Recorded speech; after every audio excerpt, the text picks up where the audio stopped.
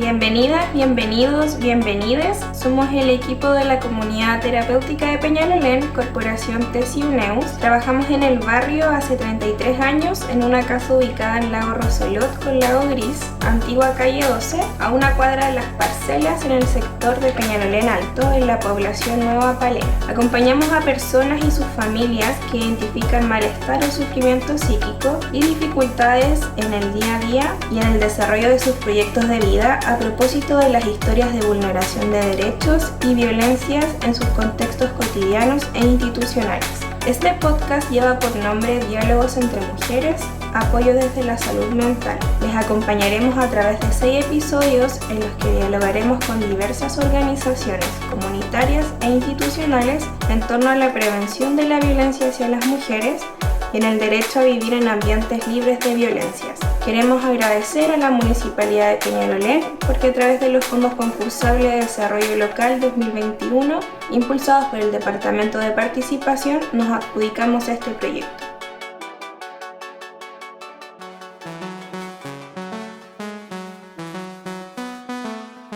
Hola a todos, yo soy Mara Guajardo, parte del equipo de la Comunidad Terapéutica de Peñalolén. Les damos la bienvenida a este 5º episodio al que denominamos Violencias y Mujeres en Situación de Discapacidad. Hoy nos va a acompañar Marcela Benavides, presidenta de la organización Simunidis, que es el Círculo Emancipador de Mujeres y Niñas con Discapacidad, quien va a ser entrevistada por Paula Paredes, que es terapeuta ocupacional de nuestro equipo. Y como ya es habitual en nuestros podcasts, en la segunda parte vamos a estar con Paula relevando algunas ideas fuerzas para poder poner en diálogo en este episodio. Estamos con Marcela Benavides. Muchas gracias por participar de este espacio. Ha sido muy importante para nosotras poder contar contigo, así que primero partir agradeciendo. Queremos compartir una especie de trayectoria que hicimos en reconocimiento a parte importante del trabajo que tú has hecho. Sabemos que has sido una voz muy importante para la defensa de los derechos sexuales y reproductivos de niñas y mujeres en situación de discapacidad y que hace 9 años fundaron un grupo de mujeres, ¿cierto? El Círculo Emancipador de Mujeres y Niñas en Situación de Discapacidad, y ahí tú has tenido un rol fundamental. Y también sabemos que has liderado diferentes movimientos en defensa de estos mismos derechos, que has trabajado por la implementación de la Convención de los Derechos de las Personas en Situación de Discapacidad, que significa un enorme paso en la búsqueda de mejorar los estándares en Chile respecto de la situación de las personas que viven en situación de discapacidad. Y eso significa también para nosotras visibilizar que por muchos años has podido tomar la palabra para seguir trabajando por los derechos de niñas y mujeres, particularmente a través de Simunidis, y que también has trabajado firmemente por el derecho a decidir respecto del aborto y las 3 causales. Tuviste un rol importante también en el proyecto de la ONU Mujeres contra todas las violencias, y en el último tiempo estuviste impulsando con mucha fuerza también la iniciativa 8082, que buscaba el reconocimiento constitucional de las personas con discapacidad y sus derechos en estas iniciativas populares que ha levantado la Convención Constituyente. Ahí nos alegramos mucho porque sabemos que alcanzó los apoyos que necesitaba y que también has ido trabajando muy fuertemente por erradicar o terminar, ¿cierto?, con las violencias hacia las mujeres, sobre todo las que están en situación de discapacidad. Sabemos también que tienes formación como antropóloga y que te interesa, y ahí nos vas a contar también a lo largo del capítulo, que has hecho un trabajo muy importante respecto de salud mental y derechos humanos. Marcela Benavides, nos gustaría mucho que nos contaras cuáles fueron los inicios de esta trayectoria y en qué momento te haces parte de Simunidis. Bueno, en primer lugar, destacar mi paso por el centro terapéutico Mojo, llamado Reencuentros, del año 95, que dio como resultado descubrir mi vocación de abogacía en salud mental y derechos humanos aplicado en el trabajo voluntario como comisionada nacional en CONAPREM, haber fundado la corporación ANUSAM y Radio Paraíso. Radio Paraíso fue una experiencia tomada de Radio Colifata de Argentina y implementada en la zona sur de la región metropolitana. Luego el pasaje por Corfausam como secretaria y asumir como coordinadora del movimiento de el año 2008. Esto da como resultado la renuncia a todo lo anterior para fundar Corporación Simonidis, cuya misión es la Defensoría de Mujeres y Niñas con Discapacidad, con enfoque de derechos humanos, perspectiva de género, discapacidad e infancia para la implementación de la Convención de los Derechos de las Personas con Discapacidad de Naciones Unidas en Chile. Con respecto a la pregunta ¿cuáles son los inicios de mi trayectoria cuando formé parte de este movimiento a través de Simonidis? Puedo decir que si bien fui fundadora de la Agrupación Nacional de Usuarios de Servicios de Salud Mental y también directora, aclaro que Simonidis es un círculo de mujeres líderes con discapacidad y que en esta organización yo mantuve mi organización de base, pero ejerzo como presidenta en Simonidis hasta la fecha. Sin embargo, en mi trabajo con mujeres y niñas con discapacidad mental desde el año 2013 se ha reflejado esta defensoría. Posteriormente, en el año 2018, participé como protagonista en la incidencia legislativa sobre la moción parlamentaria de la llamada Ley de Salud Mental,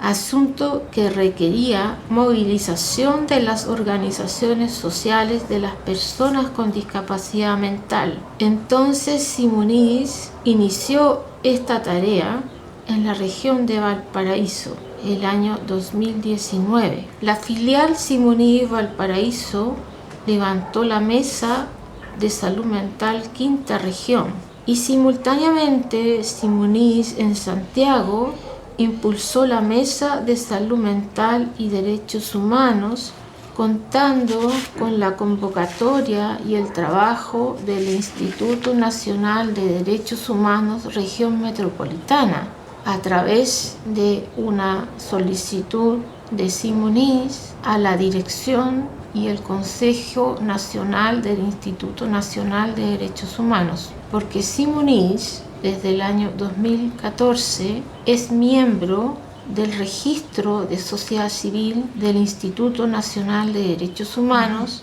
y también la agrupación ANUSAN, es decir, somos dos organizaciones defensoras de derechos humanos.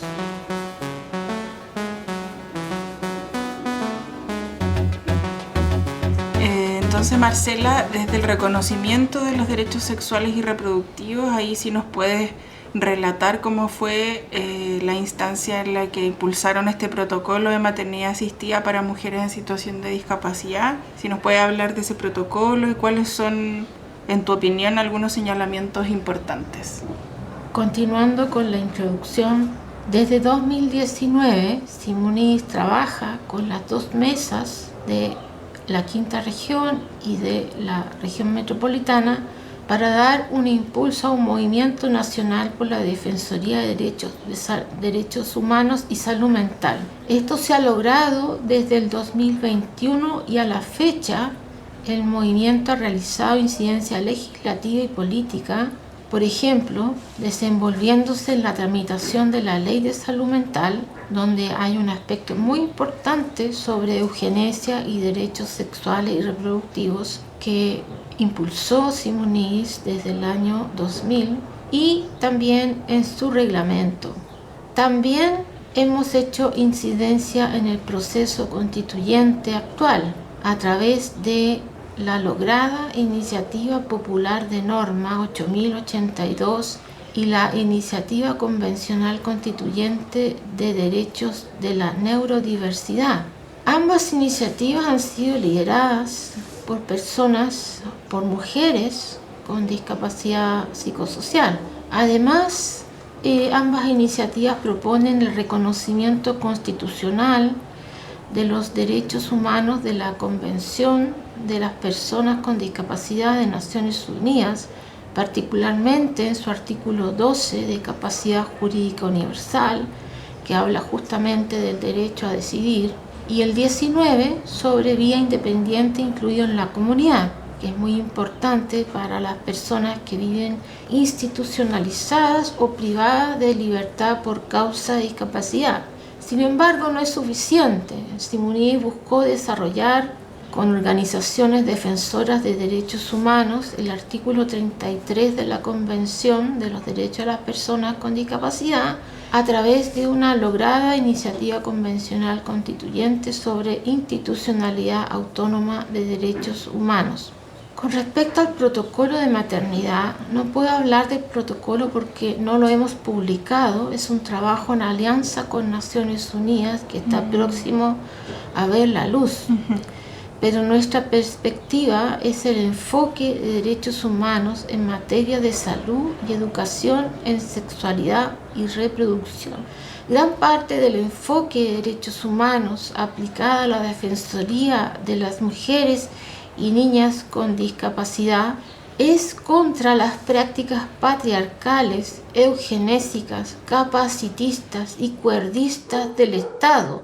La propuesta es educación y promoción en derechos humanos e investigación, abogacía e incidencia política y legislativa para la educación sexual integral y la maternidad asistida en mujeres con discapacidad.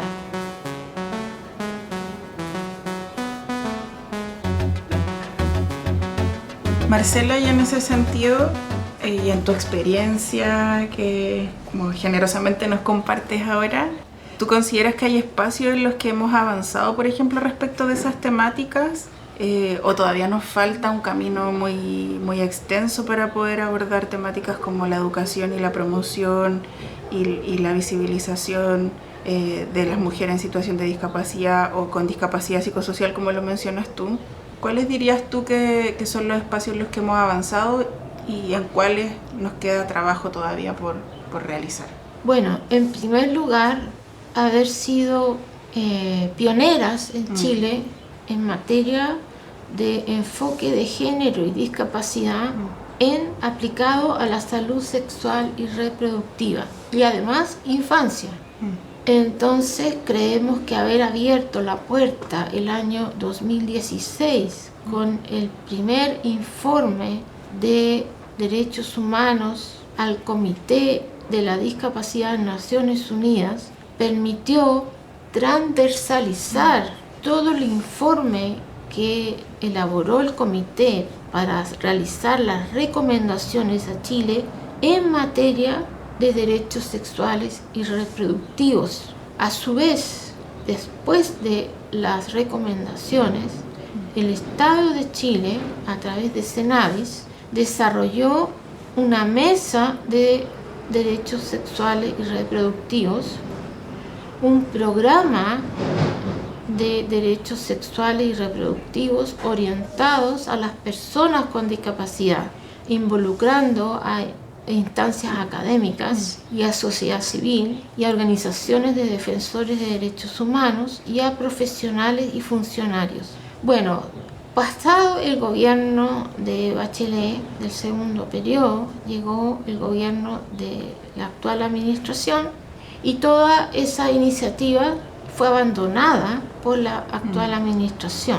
Hubo un retroceso y eso es grave porque en derechos humanos no se retrocede. Por lo tanto, Simonidis realizó a través de sus relaciones con organizaciones feministas defensoras de derechos humanos el trabajo colaborativo en dos proyectos. Uno con Fondo Alquimia para financiar un programa de derecho a decidir que se llamó Proyecto DAT y a través de la Corporación Humanas y otras organizaciones se trabajó en un proyecto con ONU Mujeres para el derecho a una vida libre de violencia. O sea, enfocamos los dos aspectos, por un lado los derechos que tienen que ver con la salud sexual y reproductiva y por otro lado la violencia hacia las mujeres. ¿Y esos son Y proyectos? eso lo desarrollamos el año 2017 en Valparaíso. Ese trabajo permitió conocer y desenvolverse y generar una filial en Valparaíso que tuvo protagonismo en el proceso de la formación del movimiento en defensa de la salud mental en la región y a su vez del impacto nacional a través de la red que permitió el movimiento en defensa de la salud mental nacional. Porque los aspectos eugenésicos, patriarcales, capacitistas y cuerdistas están plasmados en el proyecto de moción parlamentaria de salud mental.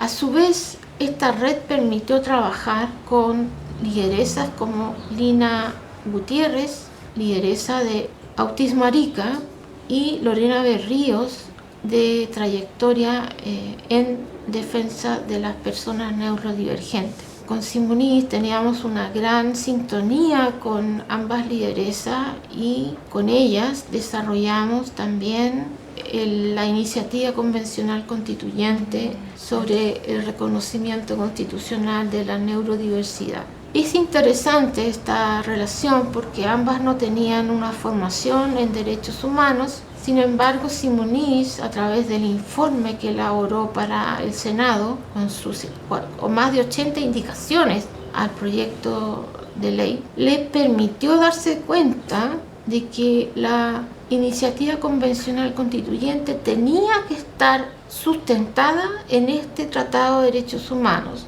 y que el enfoque que había usado Simonis era el correcto. Entonces coincidimos justamente en que la base de esta defensoría tenía que ser el artículo 12, o sea, el derecho a decidir.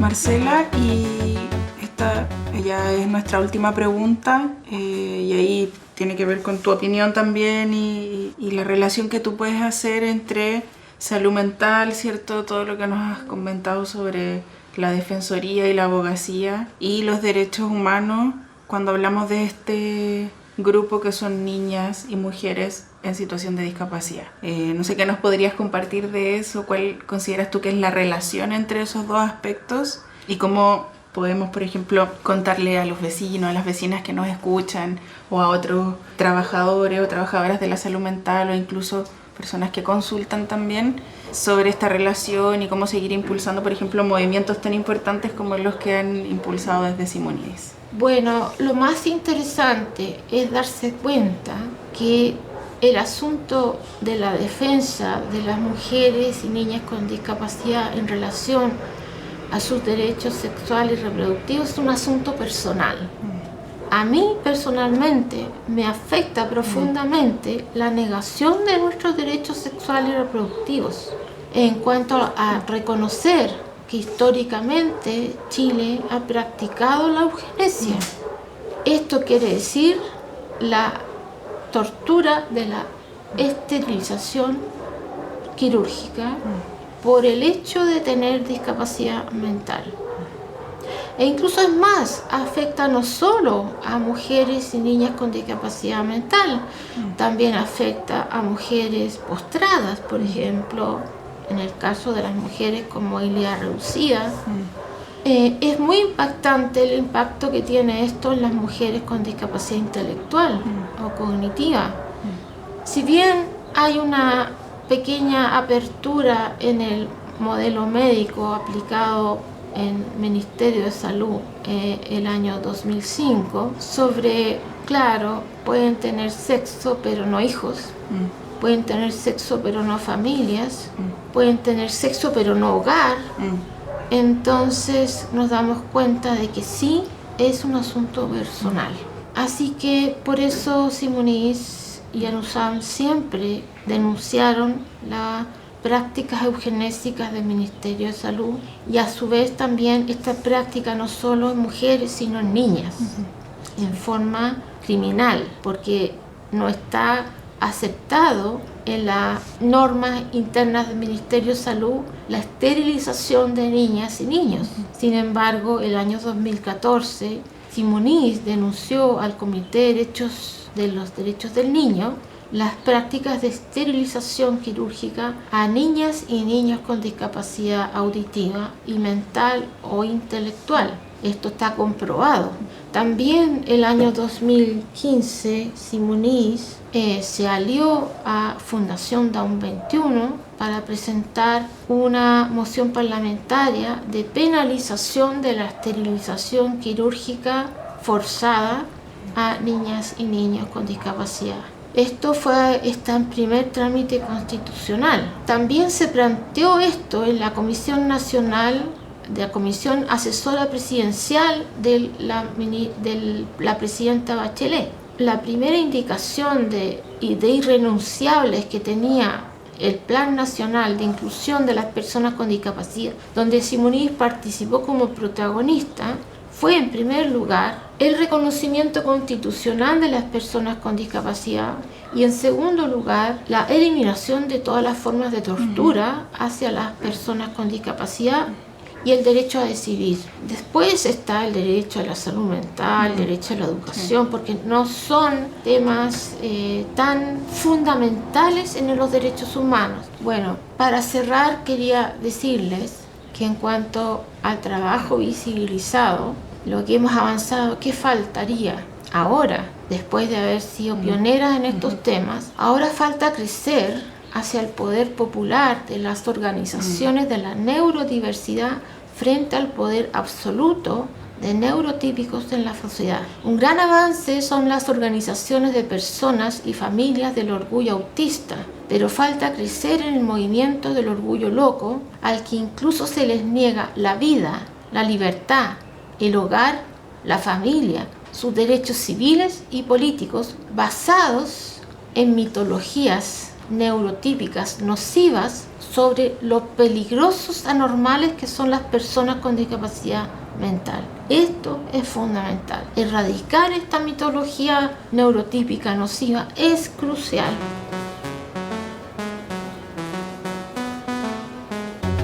Marcela Benavides, muchas gracias por haber compartido toda tu trayectoria. Me quedo mucho con lo que comentas al final de lo personal, y ahí recuerdo que lo personal es político, entonces agradecemos mucho tu trabajo. Eres presidenta fundadora de este círculo emancipador de mujeres y niñas en situación de discapacidad. Estamos muy agradecidas de que estuvieras presente en estos podcasts, así que sigue contando con nosotras también para poder seguir trabajando en esta lucha por eliminar la violencia y poder seguir trabajando por los derechos de las niñas y las mujeres. Muchas gracias.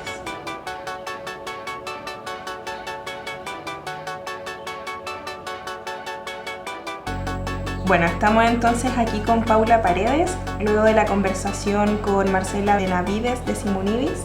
Paula, para partir como nuestra conversación de estos aspectos que para nosotras igual son importantes y relevando a lo largo de los episodios del podcast, en esta conversación que tuviste con Marcela, ¿cuáles aspectos crees que se relacionan más con el trabajo que se realiza acá en la comunidad terapéutica de Peñalolén, principalmente poniendo el foco en acompañar a las mujeres en situación de discapacidad? Yo creo que como gran parte de lo que ella expuso se relaciona con nuestro trabajo. Ahora, si uno recuerda como la historia que nos han contado a nosotras de cuando empezó la comunidad partió con la atención a una mujer. Entonces, mujer identificada con ese sexo-género, ¿cierto? Ahí podríamos también, dialogar sobre otras temáticas, pero de hecho como la primera persona que se atendió en este lugar fue una mujer.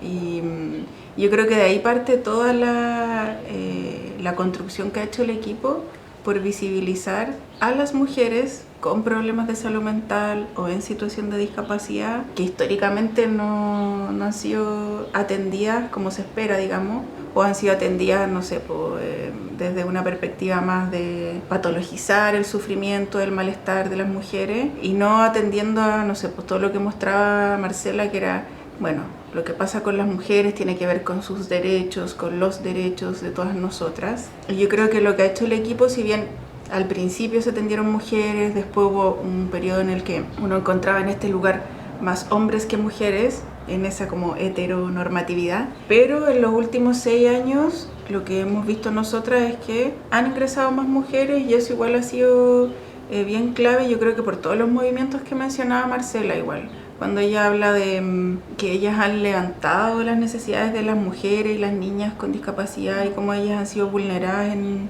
sus derechos y que eso las incentiva a hacer un círculo de mujeres. Yo creo que nosotros lo hemos vivido desde el lado de la salud y ahí, claro, ha pasado esto de que, bueno, porque efectivamente le damos más énfasis a ese trabajo de atender, no sé, pues, a mujeres que están en sufrimiento o en crianza. Así que yo creo que se relaciona mucho con la perspectiva como la perspectiva del trabajo. Iba a decir una palabra muy técnica, me arrepentí. Como el enfoque de la comunidad es sobre los derechos humanos, entonces yo creo que en ese sentido también nos relacionamos harto con lo que expone Marcela, porque todas trabajamos en pro de erradicar la vulneración a los derechos, terminar con la violencia y también en ese grupo tan focalizado que somos nosotras las mujeres. Así que yo creo que en estos aspectos se relacionan. Sí, bueno, y que la fundadora también de Sí, Ciuneus fue una mujer de este lugar. Claro, de todas maneras, tienes razón. Si bien el equipo en algunos momentos estuvo integrado por personas que se identificaban más como hombres, claro, por la que fundó este lugar es una mujer. El equipo actual somos en su mayoría mujeres que nos identificamos con esa categoría y eso es bien significativo. Y ahí voy a tomar lo que hablabas no sé si usaste la palabra enfoque de modelo, perspectiva de trabajo. Claro, quizás cómo se entiende también desde este lugar, ahí puede ser la noción de discapacidad, también solemos hablar de dificultades en salud mental, sufrimiento psíquico, pero cómo eso lo vamos relacionando con los derechos, con el acceso y ejercicio de los derechos.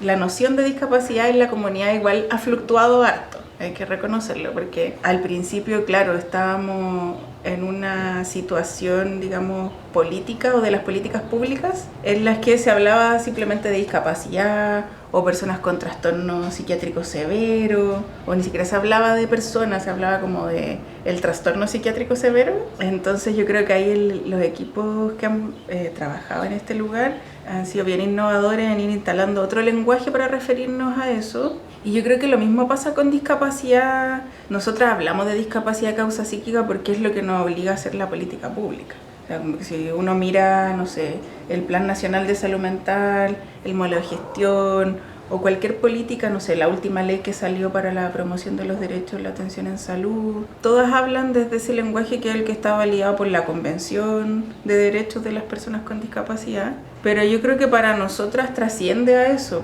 Siempre hemos hablado con las personas que consultan que la idea de discapacidad sí permite, por ejemplo, acceder a algunos apoyos sociales. O sea, pues tener el Registro Nacional de Discapacidad te permite tener algunos beneficios, la postulación a una vivienda, más adaptaciones o acceder a una pensión, ¿cierto? Pero produce tanto estigma que yo creo que lo que hemos hecho como equipo es tratar como de, no sé, utilizar estratégicamente esa idea y pensar que no todas las personas necesariamente por sufrir alguna problemática de salud mental van a estar en una situación de discapacidad. Yo creo que hemos apuntado más hacia el modelo social de la discapacidad, pero igual yo diría que eso está siempre como bien dinámico, porque no sé, pues si nosotras hablamos con la Gloria, por ejemplo, que tiene más instalado, Gloria Silva, terapeuta ocupacional de este equipo, que tiene muy fuertemente instalada la idea de sur, nos va a llevar a otro espacio, a otro lenguaje también. Entonces yo creo que la noción de discapacidad de causa psíquica la tenemos que utilizar, digamos, y nos ayuda a acceder a alguna de los aspectos que ya mencioné anteriormente, pero no es lo que mueve a este equipo, me da la impresión. Uno habla de dificultades más bien. Ahora, yo creo que cuando la Marcela lo menciona, lo hace como un acto político también reivindicatorio, en ese sentido, porque ella transita por espacios más políticos, digamos, y quiere transformar políticas públicas, digamos. Así que yo creo que nosotras lo usamos estratégicamente, pero lo hemos ido ahí deconstruyendo y vamos instalando otras nociones. Estaba pensando en esto, claro, como de utilizar desde lo político también, desde reconocerse en un conjunto de personas, ¿no? Como que tienen que reivindicar un poco sus derechos, no un poco, tienen que reivindicar sus derechos. Y la Marcela, claro, hablaba como de avanzar hacia la organización civil, que es un poco lo que está al debe quizás hoy en día respecto al reconocimiento de las mujeres y niñas en situación de discapacidad. Y acá en la comunidad, claro, también está esto de la organización civil, se hace harta comunidad, harto trabajo con las personas, y hay un colectivo que es el colectivo de mujeres, que no hemos tenido posibilidad de dialogar en estos episodios que han pasado, pero que también responde un poco a lo que la Marcela nos invita, ¿no? Como en esto de seguir organizándonos, que las personas tengan espacio y tengan un lugar donde también su voz pueda ser escuchada. No sé si quieres contarnos un poquito también del colectivo de mujeres que está acá en la comunidad. Sí, pues es verdad, eso ha sido bien importante. Tiene que ver con esta historia que yo decía hace un ratito, pues como en los últimos 6 años, en los últimos 8 años recibimos a más mujeres, entonces ahí colegas levantaron la idea de por qué no colectivizar lo que le pasa a las mujeres que estábamos atendiendo de manera individual o en otros grupos, y también emergió eso porque yo creo que cada una del equipo también fue diciendo, bueno, nos declaramos feministas, no sé si todas, pero tengo en mi mente que la mayoría, y también fue un acto político reivindicatorio también esa idea de, bueno, si estamos atendiendo en su mayoría mujeres, ¿por qué no hacemos ese espacio para las mujeres que consultan? Con un foco súper claro que eran los derechos, el acceso a derechos en la situación de mujeres que sufren o viven con alguna problemática de salud mental. Y de ahí fue transitando, porque hoy es un colectivo de mujeres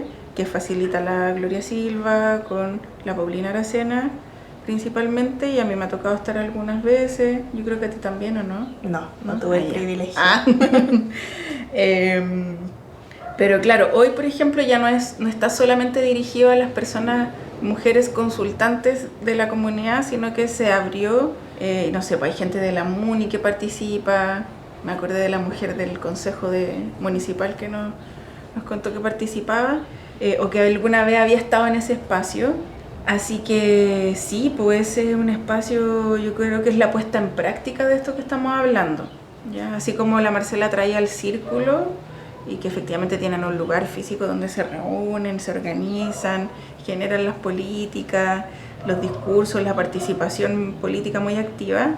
Nosotras tenemos el colectivo de mujeres, que ha sido un espacio, creo que ya lleva 5 años, si no me equivoco. Ahí me corregirán las colegas después. Pero tiene esas características ahora, ya no es solo para quienes consultan, sino que es más participativo, colectivo, territorial.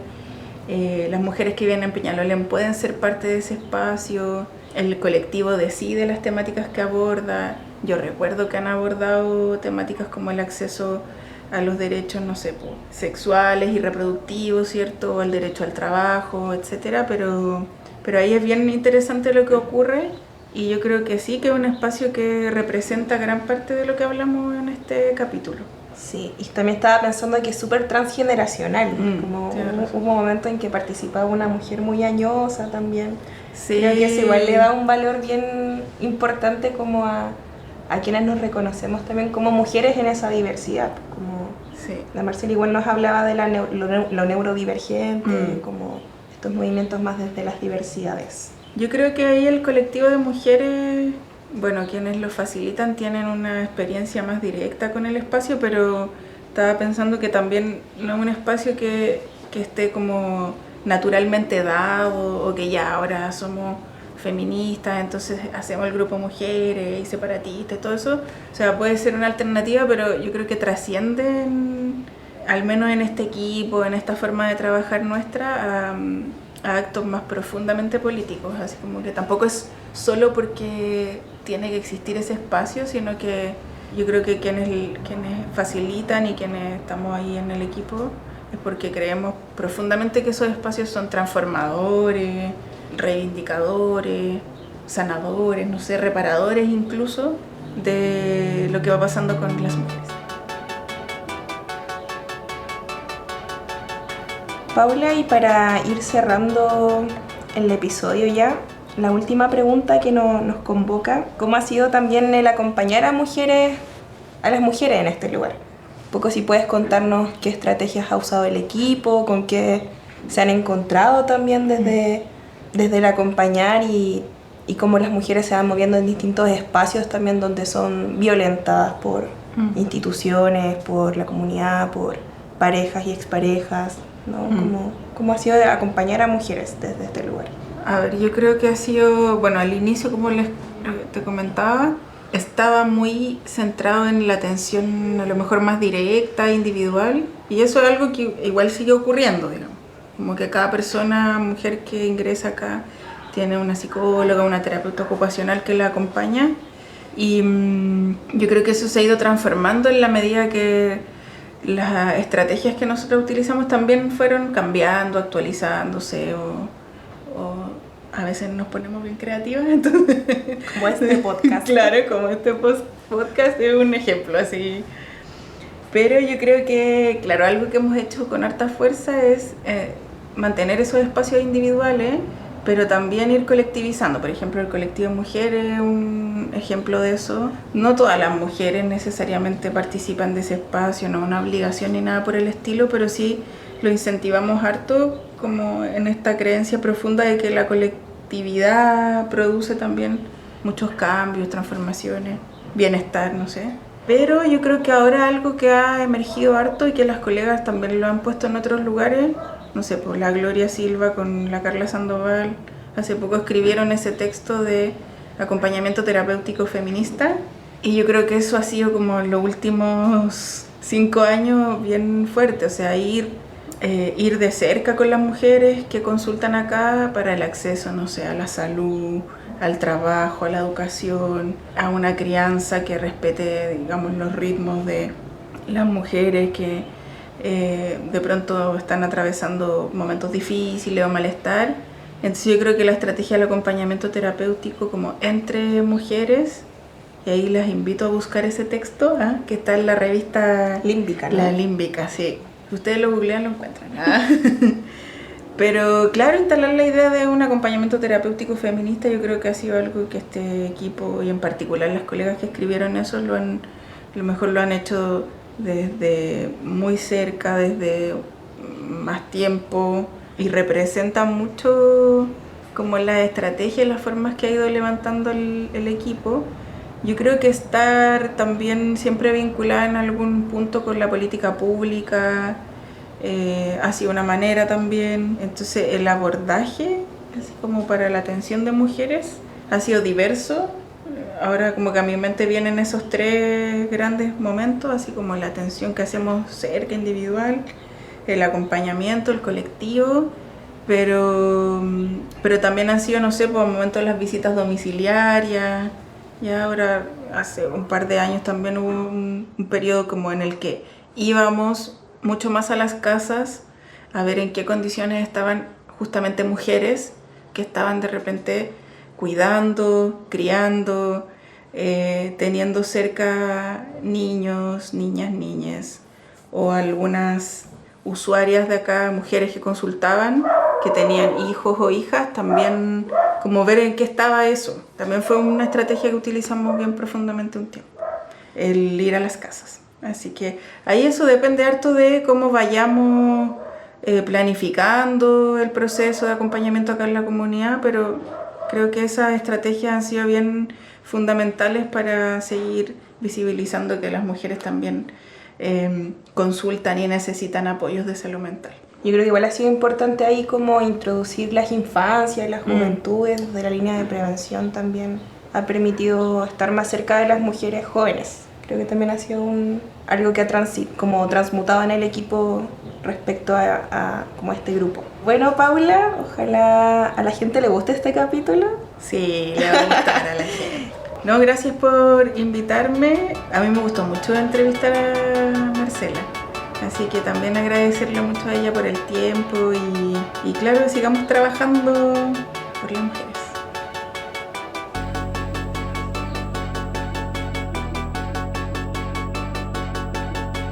Les agradecemos por escucharnos y les invitamos a seguir sintonizando este podcast al que llamamos Diálogos entre Mujeres, apoyo desde la salud mental, y pueden encontrarnos en nuestras redes sociales, en Instagram como @grupocorbes y en nuestra página web www.corbescorporacion.cl. Nos vemos.